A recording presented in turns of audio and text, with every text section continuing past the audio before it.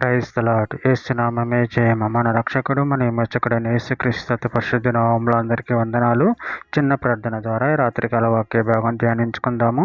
పరిశుద్ధుడ మహాగణుడైన దేవ యేసయ్య, సర్వాధికారినైనా మీకే వేలాది వందనములు, కృతజ్ఞత స్థితి స్తోత్రం చెల్లించుకుంటున్న దేవ రాత్రికాల సమయంలో ప్రభు వాక్య భాగం ధ్యానిస్తుండగా వాక్య భాగం మాకు అర్థమవట్ల సహాయం చేసి మీ కృపలో బలపరిచి మీకు మాదిరిగా మమ్మల్ని నడిపించి మీ చిత్తం మా జీవితంలో జరిగించమని ఈ చిన్న ప్రార్థన ప్రభు యేసుక్రీస్తు అతి పరిశుద్ధ నామములో అడిగి వేడుకుంటున్నాను తండ్రి. Amen amen. కీర్తనల గ్రంథం 103వ అధ్యాయం 15వ వచనము. నరుని ఆయువు గడ్డి వలె నున్నది, అడవి పువ్వు పూయినట్లు వాడు పూయెను. ఆమెన్. దేవుడి వాక్య భాగం దీవించును గాక. ప్రభునందు ప్రియులారా, ఇక్కడ వాక్య భాగంలో గమనించినట్లయితే నరుని ఆయువు గడ్డి వలె నున్నది, అడవి పువ్వు పూయినట్లు వాడు పూయెను.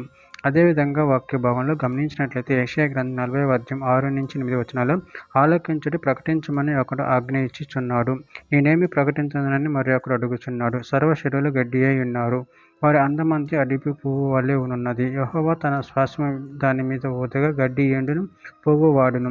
నిశ్చయముగా జనులు గడ్డి వంటి వారే, గడ్డి ఎండిపోవును, దాని పువ్వు వాడిపోవును. మన దేవుని వాక్యము నిత్యము నిలుచును. యెషయా గ్రంథం 51వ అధ్యాయం 12వ వచనము. నేనే మిమ్మును ఓదార్చువాడును, చనిపోవు నరునికి తృణమాత్రుడగు నరునికి ఎందుకు భయపడుదువు. యాకోబు రాసిన పత్రిక 1వ అధ్యాయం 11వ వచనం. సూర్యుడు ఉదయించి వడిగాలి కొట్టి గడ్డిని మార్చివేయగా దాని పువ్వు రాలును, దాని స్వరూప సౌందర్యం నశించును. అలాగే ధనవంతుడు తన ప్రయత్నములలో వాడిపోవును. పేతురు రాసిన మొదటి పత్రిక 1వ అధ్యాయం 24-25 వచనం. గడ్డి ఎండును, దాని పువ్వు రాలును, అయితే ప్రభు వాక్యము ఎల్లప్పుడూ నిలుచును. మీకు ప్రకటింపబడిన సువార్త ఈ వాక్యమే. యోబు గ్రంథం 7వ అధ్యాయం 6వ వచనం. నా దినములు నేతగానే నాడి కంటేను వడిగా గతించుచున్నవి, నిరీక్షణ లేక అవి క్షయమైపోవచ్చున్నవి. యోబు గ్రంథం 14వ అధ్యాయం 2వ వచనం. పువ్వు వికసించినట్లు వాడు పెరిగి వాడిపోవును, నీడ కనబడకపోవునట్లు వాడు నిలవక పారిపోవును. కీర్తనల గ్రంథం 92వ అధ్యాయం 7వ వచనం.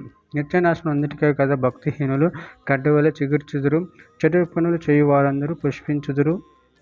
చివరిగా ఒక మాట. కీర్తనల గ్రంథం 144వ అధ్యాయం 4వ వచనం.